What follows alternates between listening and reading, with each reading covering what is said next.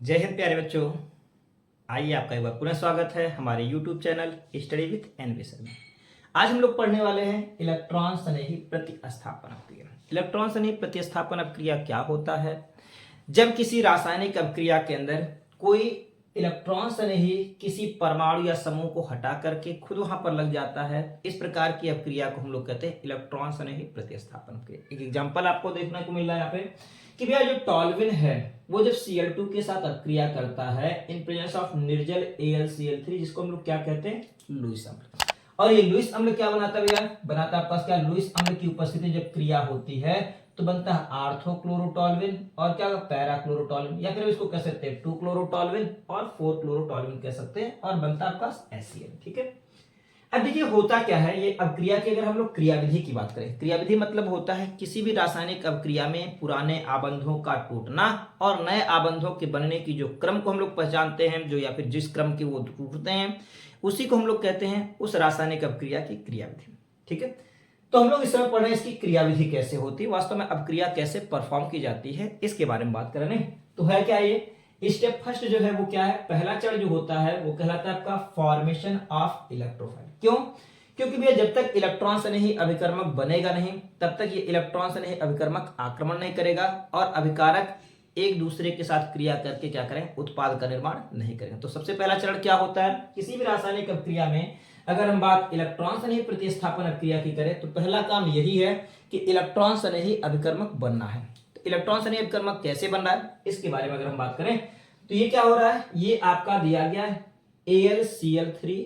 ठीक है, जो क्या है, लुईस अम्ल है। आप लोग पढ़े हैं लुईस अम्ल क्या होते हैं, जो इलेक्ट्रॉन युग्म ग्रहण करते हैं, जो इलेक्ट्रॉन डेफिशिएंट होते हैं, जिनके पास इलेक्ट्रॉन की कमी होती है, उन सभी लोगों को हम लोग क्या कहते हैं, लुईस अम्ल कहते हैं। ठीक है, तो यहां पर AlCl4 जो होता है वो लुईस अम्ल, सॉरी AlCl3 लुईस अम्ल। क्यों? क्योंकि जो एल्युमिनियम है अगर देखा है तो एल्युमिनियम के बाहरी कोष में इलेक्ट्रॉनों की संख्या इस प्रकार से 3 होती है। ठीक है, परमाणु क्रमांक 13। और जो क्लोरीन होता है उनके बाहरी कोष की अगर इलेक्ट्रॉनों की संख्या देखी है तो क्लोरीन के बाहरी कोष में, संयोजी कोष में अगर देखा है तो क्लोरीन के संयोजी कोष में इलेक्ट्रॉनों की संख्या जो होती है वो कितनी होती है भैया, 7 होती है, क्योंकि 7वें वर्ग का भी है तो बाहरी कोष में 7 इलेक्ट्रॉन होंगे।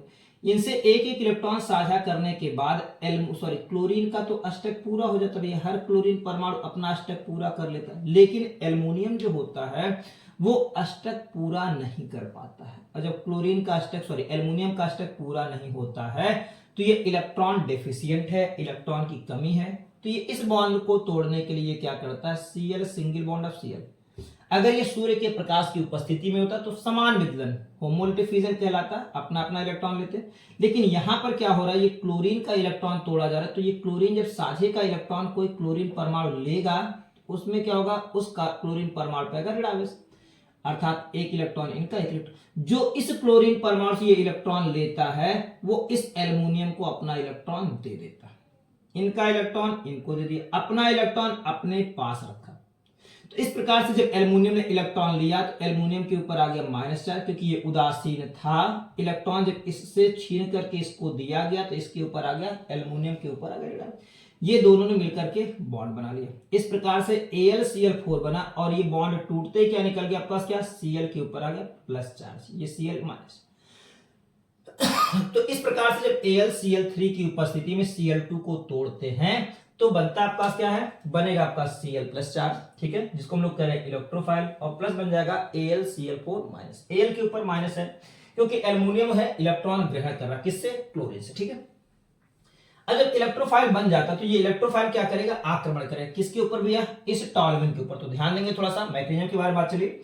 ये टॉल्विन जो होता है वो धनात्मक प्रेरण प्रभाव प्रदर्शित करता है, और धनात्मक प्रेरण प्रभाव प्रदर्शित होने के कारण जब ये इलेक्ट्रॉन देता है इस कार्बन परमाणु पर, जो ये जिससे टॉल्विन लगा उस कार्बन परमाणु को जैसे ये इलेक्ट्रॉन देता है तो इलेक्ट्रॉन घनत्व बढ़ जाने के कारण ये पाई बॉन्ड इधर की तरफ टूटता है, इस कार्बन परमाणु की ओर टूटता है।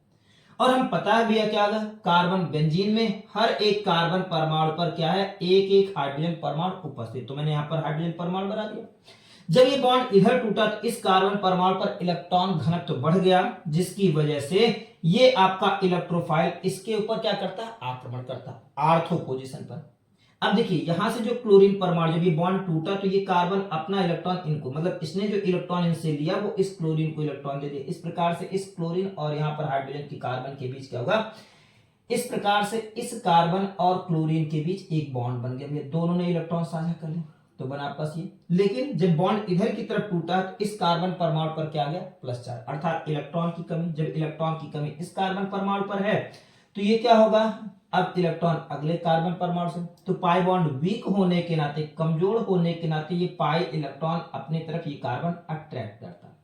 और जब अट्रैक्ट कर रहा है तो स्वाभाविक सी बात लग रहा है क्या, अपना इलेक्ट्रॉन तो अपने पास रखेगा। जो इलेक्ट्रॉन इस कार्बन परमाणु से लिया है जिसके ऊपर धनावेश देखने को मिला, ये कार्बन से जो इलेक्ट्रॉन लिया है वो इस कार्बन परमाणु को दे करके दोनों आपस में क्या कर रहे हैं, बॉन्ड बना लेते हैं। और इस कार्बन परमाणु पे इस प्रकार से कमी आ गई। जब इस कार्बन परमाणु पे इलेक्ट्रॉन की कमी आ गई तो अगला कार्बन परमाणु फिर इस इलेक्ट्रॉन को अपनी ओर खींचता है। जब इधर खींचेगा इस कार्बन परमाणु पे धनावेश, इस पे आपके पास क्या है, ऋणावेश। ये धनावेश ऋणावेश या फिर इलेक्ट्रॉन इसको दिया, ये क्या होगा, बॉन्ड बन गया। तो अगली रियोनिक संरचना आपके पास इस कार्बन परमाणु पर धन आवेश के रूप में प्राप्त हो गई। अब क्या होगा, इस कार्बन परमाणु से जो कार्बन परमाणु लगा हुआ है उस कार्बन परमाणु पर क्या है, सब एकल बंध, सिंगल बॉन्ड। और सिंगल बॉन्ड होने के कारण ये क्या कर रहा भैया, बॉन्ड पाई अगर होता तो फिर डीलोकलाइज हो जाता, चलाता। तो इस प्रकार से ये क्या करता है, क्लोरीन कार्बन के बीच, क्लोरीन की इलेक्ट्रोनेगेटिविटी ज्यादा, ये बॉन्ड नहीं टूटेगा। कार्बन कार्बन बराबर इलेक्ट्रोनेगेटिविटी, बॉन्ड नहीं। कार्बन और हाइड्रोजन में कार्बन की इलेक्ट्रोनेगेटिविटी ज्यादा होने के कारण ये हाइड्रोजन के इलेक्ट्रॉन को छीन लेता है। और जब हाइड्रोजन के इलेक्ट्रॉन को छीन लेता है तो इस प्रकार से यहां से निकलता है H+ आयन, जिसको हम लोग अगले स्टेप में पढ़ेंगे, क्या, रिमूवल ऑफ प्रोटॉन, अर्थात प्रोटॉन का निकलना। कैसे होगा भाई, ये जो टॉल्विन है यहाँ पर जिस कार्बन परमाणु के साथ हाइड्रोजन परमाणु लगा हुआ था उस कार्बन ने क्या कर लिया, इलेक्ट्रॉन को अपनी तरफ खींचा। जब इलेक्ट्रॉन लेगा वह इलेक्ट्रॉन जो हाइड्रोजन से छीना गया वो बगल वाले कार्बन परमाणु को दे दिया जाता है। इस प्रकार अपना कार्बन इलेक्ट्रॉन और इस कार्बन के इलेक्ट्रॉन के साथ साझा करके इसने क्या कर दिया भैया, एक पाई बॉन्ड बना और निकला क्या से H+ आयन। और ये H+ आयन क्या करता है, पुनः AlCl4 जो है वो वियोजित होकर के क्या बनाता है, AlCl3 और Cl-। ये Cl- H के साथ क्रिया करके बना लेता है HCl, अर्थात ये प्रोटॉन किसके पास पहुंचा, क्लोराइड आयन के पास। ये क्लोराइड आयन प्रोटॉन के साथ क्रिया करके बना लिया HCl। और क्या होगा, AlCl3 जो होती है वो क्या होगा, उत्प्रेरक है, इस तरह से क्या उत्पाद के रूप में प्राप्त हो जाएगी। ठीक है, तो ये आप लोग पढ़ा क्या, इलेक्ट्रॉन स्नेही प्रतिस्थापन क्रिया। इलेक्ट्रॉन स्नेही प्रतिस्थापन क्रिया होती क्या है, ये बताया गया कि वे इलेक्ट्रॉन स्नेही प्रतिस्थापन क्रिया में कोई इलेक्ट्रॉन स्नेही अभिकर्मक किसी परमाणु या समूह को हटा करके खुद वहां पर लग जाए। इसका मतलब यहाँ पर हाइड्रोजन परमाणु था, इस हाइड्रोजन परमाणु को हटाने के बाद क्लोरीन लग गई। अगर यह क्रिया पैरा पर होती, ये अगर पैरा पे होती तो ये बॉन्ड इधर की तरफ टूट करके आता नीचे की तरफ, इलेक्ट्रॉन घनत्व तो यहाँ पर बढ़ जाता। इस प्रकार से क्या होता, पैरा वाला उत्पाद प्राप्त होता और साथ में ऐसी है।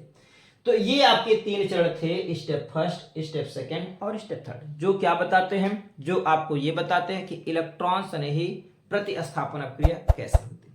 ठीक है, तो बच्चों नेक्स्ट हम लोग इस वीडियो को क्या होगा आगे देखेंगे। तब तक के लिए धन्यवाद।